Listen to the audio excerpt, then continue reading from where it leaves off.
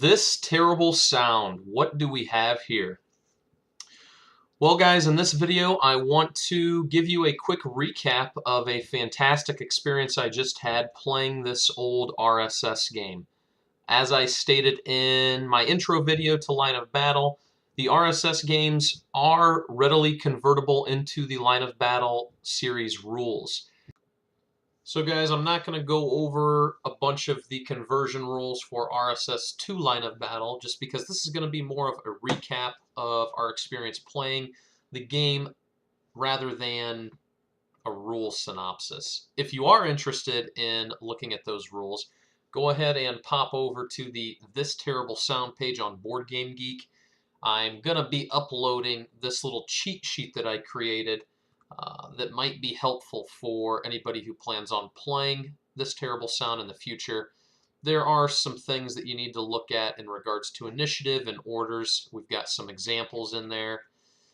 Oh, we also listed some house rules, some things that made it interesting. I'll discuss those here as we go through the recap. As for the scenario that we decided to play, we chose the 6.7 Saturday the 19th of September scenario. This is a scenario that starts at 7 in the morning and runs till 9 that night. We only made it to about 2 p.m. For a number of reasons. We were able to call it with a decent amount of clarity on who was going to be the winner. But these turns do take a long time because there are a lot of units on the map. From 7 to 2 p.m., that's right around 28 turns, so I feel like we did a really good job of trying to squeeze the most out of the time that we had available over 3 days. So let's talk about the armies and the players commanding those armies. I took the persona of General Rosecrans on the Union side. He commands 3 corps, so I was in charge of writing and issuing orders to those 3 corps.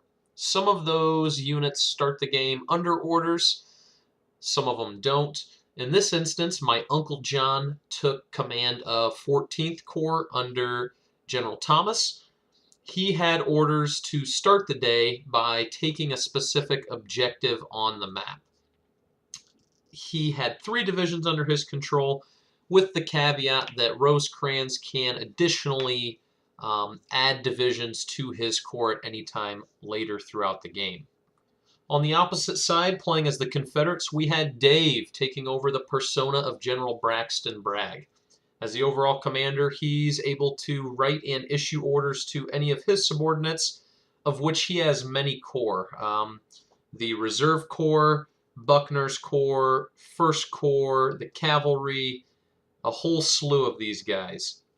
You'll see up there that Jack was in control of the Cavalry and the Reserve Corps, and those guys were actually given orders from the start of the game to run up and defend the point from which Thomas was going to be attempting to take to start the game. So that's really where a lot of the action is going to start.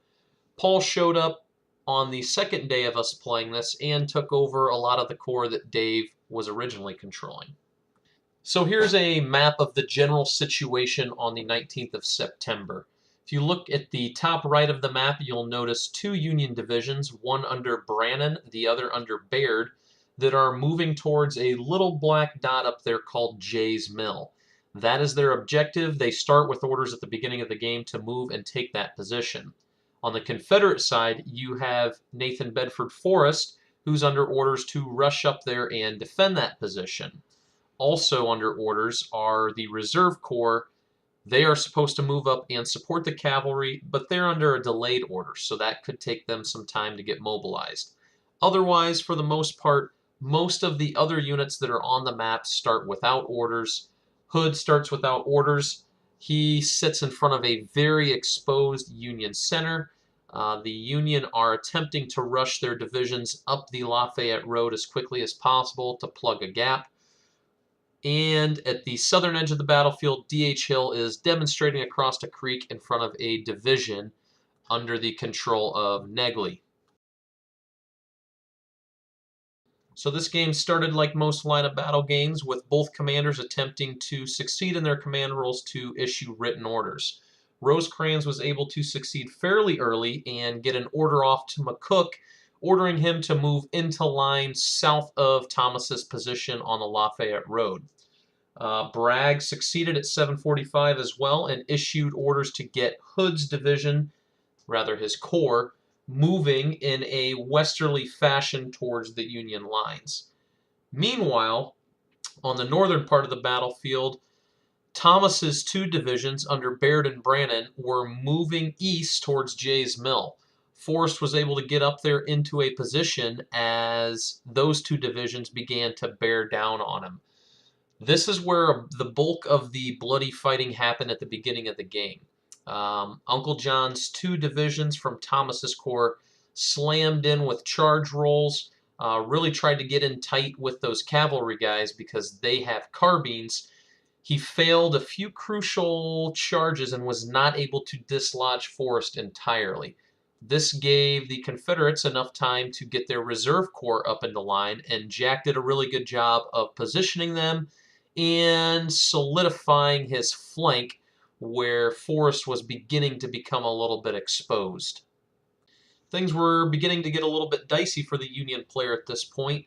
Baird's division fluked out, but then regained his initiative to attack in the next turn, just as Liddell's reserve corps was slamming into their flank. Jack got a little bit aggressive and used Liddell in a charge attempt, which ended up getting him killed. That was huge for the Union players, not so good for the Confederate players. They had already had a brigade leader down by that point. It was probably about 8:30 in the morning at this time. Meanwhile, Uncle John was still trying to dislodge Forrest cavalry at Jay's Mill. Some guys charged into his headquarters unit, could not force a retreat. They held. They were actually turned away by Forrest's escort unit. They passed a morale check. Uncle John, I could tell, was beginning to pull his hair out because he could not dislodge that HQ in that position. Things changed when he took a shot in there, actually killed Forrest by rolling a 12. He might have been wounded, actually. Might have been an 11. But without Forrest in there, the units underneath him could not use his modifier in the morale check and actually were forced to retreat with the headquarters in that hex. This caused a skedaddle on the cavalry division, which then subsequently opened up the flank of the reserve corps, which had come to relieve them. This was just an absolute back and forth battle. Both Jack and Uncle John were throwing their licks in. But as of 10 a.m., Forrest had skedaddled, and he was holding Jay's Mill for the time being. As Uncle John and Jack continued to duke it out up at Jay's Mill, I eagerly anticipated the arrival of Sheridan's division from McCook's corps. They were under orders to jump in and help fill the gap in the center of my line, directly across from the corps of Hood and a little further south, the corps of Buckner. Just at the moment that Johnson and Davis were able to get into line in the center, Hood was able to issue some orders to his two divisions. Now, these guys were moving up through the woods just north of the Brock Field where I had positioned my defense, and they came on slowly through the woods, but eventually came up just as I was forming up my defense. One fatal flaw that we realized tactically made by Hood was that he placed his best brigade under Law's division into reserve. So instead of having a bunch of A-rated morale units up front, he actually had some C and B-rated units under Sheffield's brigade, who's also a 0-1 leader. You'll see here those guys came up. They attempted to charge through my line. I actually somehow passed a lot of these morale checks with some not-so-good units with C morale. In my subsequent turn, we were able to push those guys back out of small arms range. They took some losses and some shake results, and this really kind of stymied their attack for the time being. I felt pretty confident. I had some D and C morale rated units who had stopped these big boys moving through the woods, and I had actually moved my Army headquarters up maybe half a mile behind this section of my line. So it was very important that I had a good presence up here. Seeing how Davis's division seemed to have things under control, I decided to take initiative with Johnson's division and move them up into the advancing lines of rebels.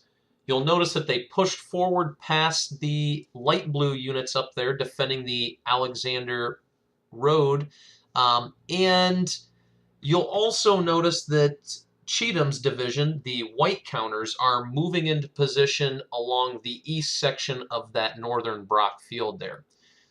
Now, things were going to come to a head here, and I realized that the situation might not be under the amount of control that I thought it was, and I started begging for Sheridan to eventually show up.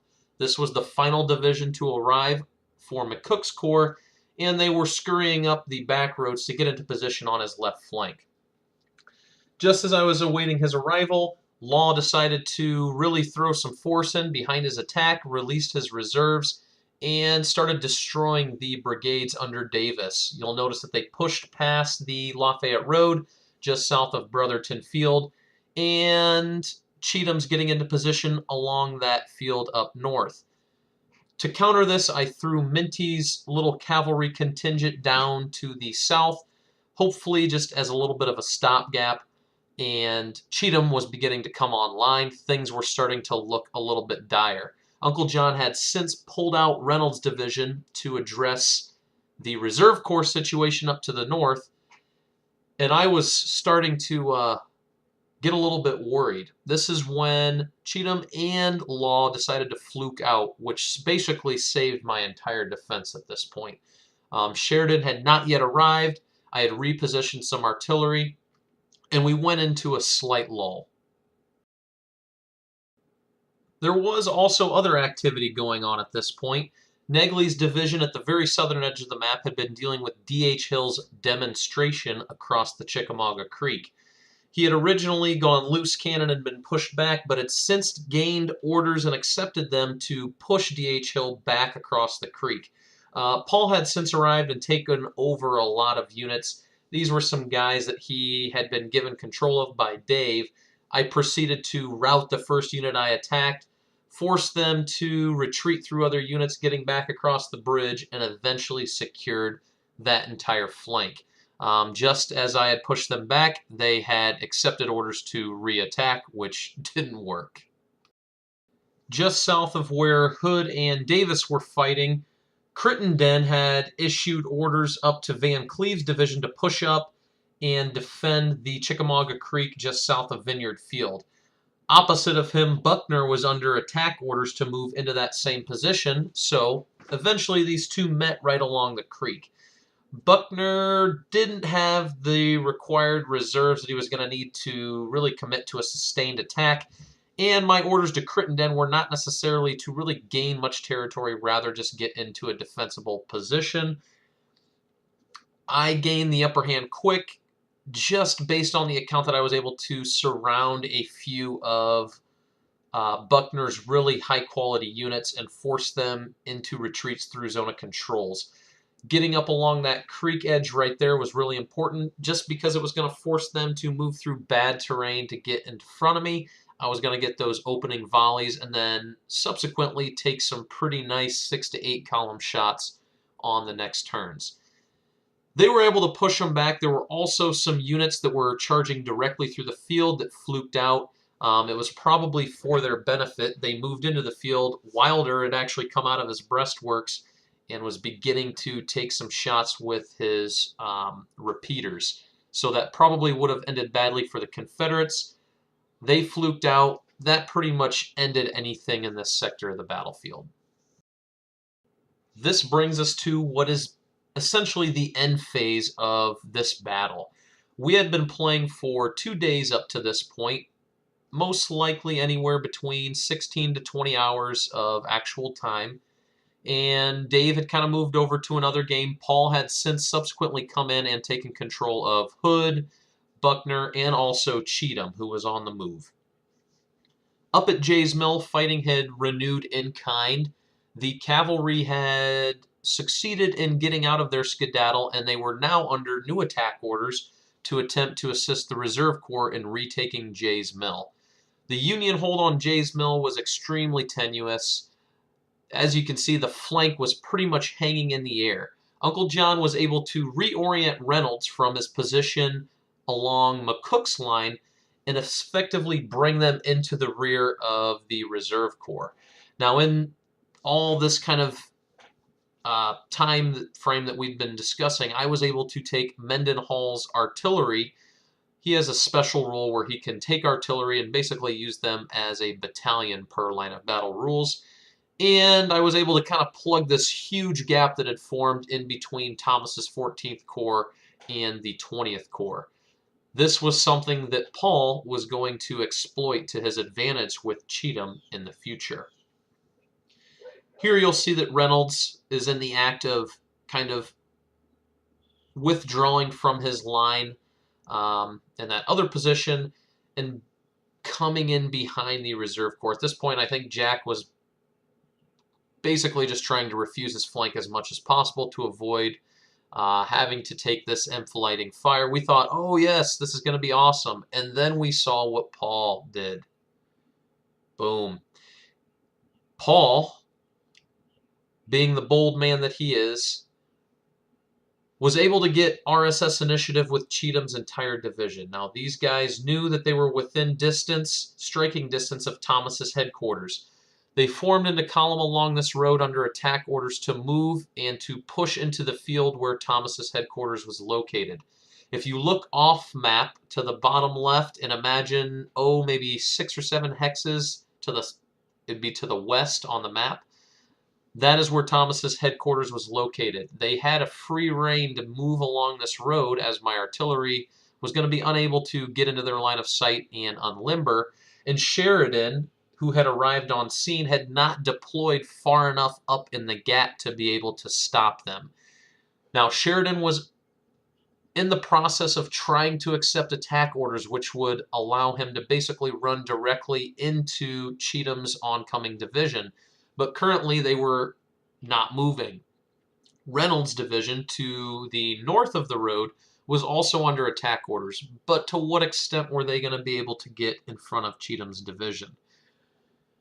This is where a stroke of luck came in, and one General Thomas, who may have been, participating in an adult beverage or two, luckily had issued himself an order to move the headquarters of his corps.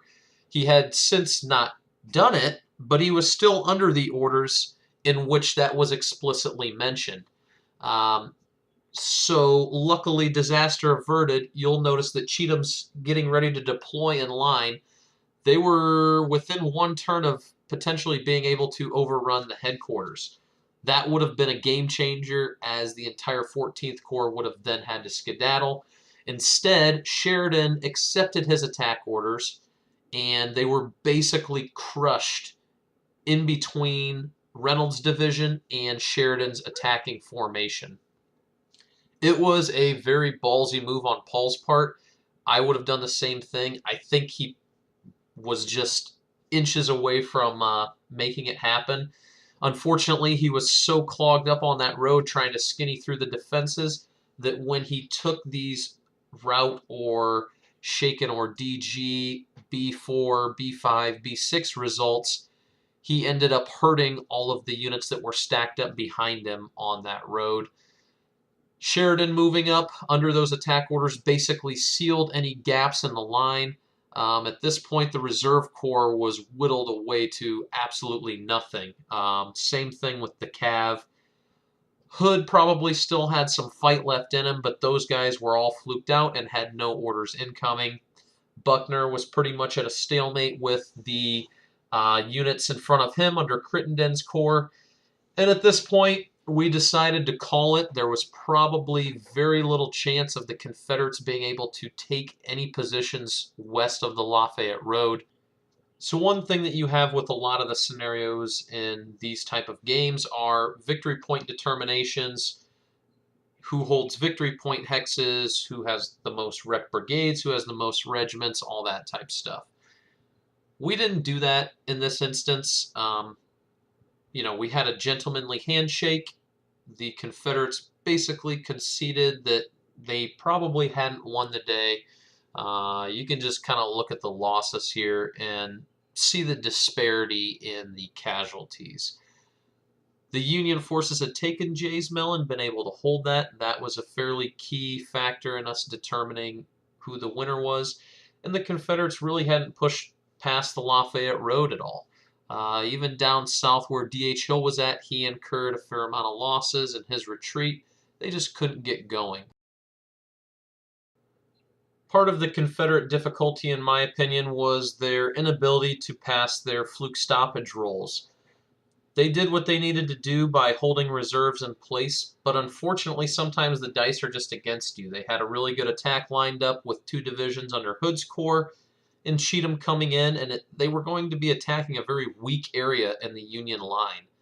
Sometimes the dice gods just don't want you to do that, and for one reason or another, they all fluked out within a few turns of each other, and that really changed the dynamic of the game. What I will say is that I think everybody had an absolutely fantastic time. I know I did. It was a great experience. It's a cool game. It's a huge game. It's something that you can have a lot of different players playing different areas of the map, controlling different units.